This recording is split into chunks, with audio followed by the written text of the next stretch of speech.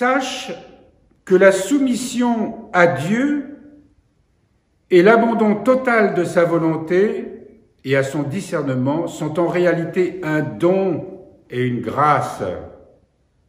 Ce qui nous arrive, c'est un don et une grâce, quand nous le vivons dans la foi, évidemment. Et quand nous savons reconnaître que derrière, il y a cette grâce de Dieu, qui d'ailleurs ne permet pas des épreuves qui seraient trop pénibles ni insupportables pour nous.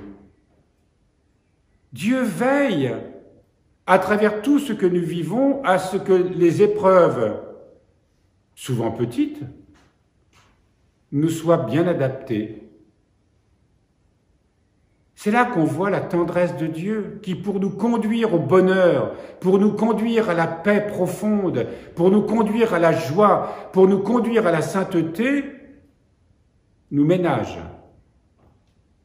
Mais en même temps, nous laisse ce dont nous avons besoin pour nous corriger, pour reconnaître sa voix à travers ces événements. C'est son amour qui agit. Ce n'est pas du tout une punition.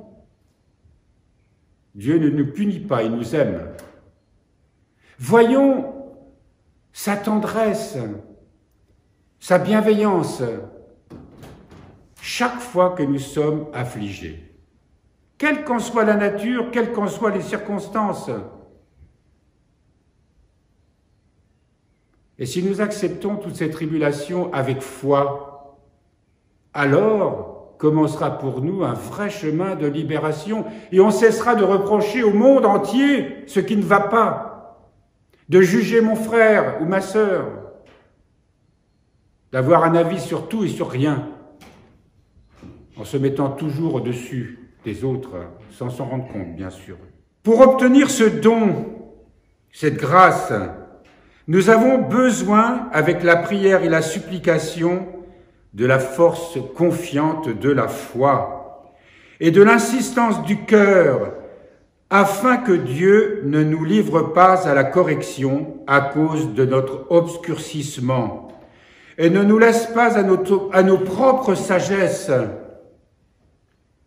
Avec cela, il nous faut adopter avec une grande détermination le renoncement à soi, en tout temps, en toute occasion, non pas devant le monde pour s'en vanter, mais à l'intérieur de notre conscience. Heureux celui qui découvre la faiblesse et la médiocrité de son âme, qu'il l'avoue, la confesse devant Dieu jusqu'au dernier jour de sa vie. Vous imaginez que dans le monde, ce genre de langage est insupportable. Je lisais cette nuit un livre qui parle de l'acceptation. De l'acceptation de ce qui est. De vivre l'instant présent. Mais dans ce livre, on n'y parle pas de Dieu. On énonce quelque chose de vrai. On énonce quelque chose qui fait partie de l'ordre des choses de la vie, des lois divines. Mais c'est encore quelque chose qu'on parvient avec sa propre sagesse. Or, il n'y a là pas de véritable humilité et on ne pourra pas passer par le portail du cœur à la rencontre de celui qui nous appelle. Dieu nous appelle au sein de toutes ces tribulations.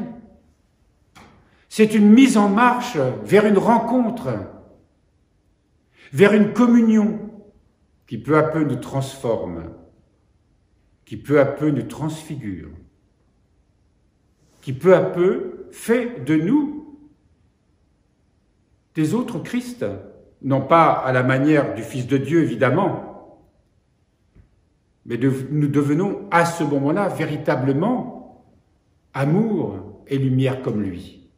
Parce que nous appartenons à son corps et que nous devenons véritablement ce que son corps est. Donc, ne craignons pas les contrariétés, les tribulations, la cohabitation difficile parfois avec notre entourage, les circonstances que nous traversons, que le monde traverse, guerre, maladie, injustice, pauvreté, tout ce qui font les maux de ce monde. Dieu se sert de tout cela pour nous conduire à la sainteté, pour nous conduire à la libération. Et ça ne manque pas même dans notre vie quotidienne, si nous sommes suffisamment à l'écoute. C'est difficile de concevoir que derrière tout cela, il y a l'amour de Dieu. Il y a sa bienveillance. Et pourtant, c'est bien de cela dont il s'agit. Soyons confiants et croyons en ce que nos maîtres nous enseignent, comme ce matin. Le Père Mathaël Maskine a écrit ce livre lorsqu'il était au désert, lorsque tout son temps était consacré à la prière.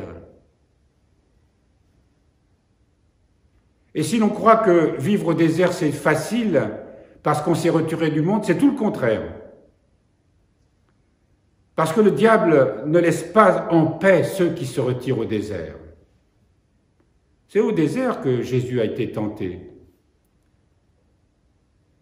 Ces fameuses 3 grandes tentations qui regroupent toutes les tentations. La tentation du pouvoir, la tentation du savoir, la tentation de la jouissance, ou des jouissances. Et c'est au creux de ce feu que l'âme du Père Mathaël Maskine et de tous ces moines qui vivent dans le désert et que nous avons rencontrés peuvent nous indiquer ce chemin avec certitude et nous dire combien, lorsqu'on l'a trouvé et qu'on s'y maintient, la joie alors s'installe dans notre cœur et ne nous quitte plus. Si nous n'avons pas la joie, c'est que nous avons cessé de prier. C'est que, à nouveau, le moi a repris sa tyrannie sur nous.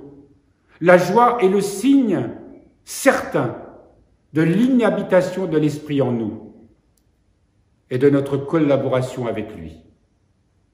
La joie, c'est un état qui indique que nous demeurons dans l'humilité. Voilà ce que nous enseignent nos pères et que nous avons décidé d'appliquer, nous, dans le choix de la vie monastique, d'autres dans le choix d'une vie chrétienne. Quels que soient nos intérêts, quelles que soient les activités que nous avons à faire, nous devons le faire dans cet état d'esprit, dans ce chemin-là.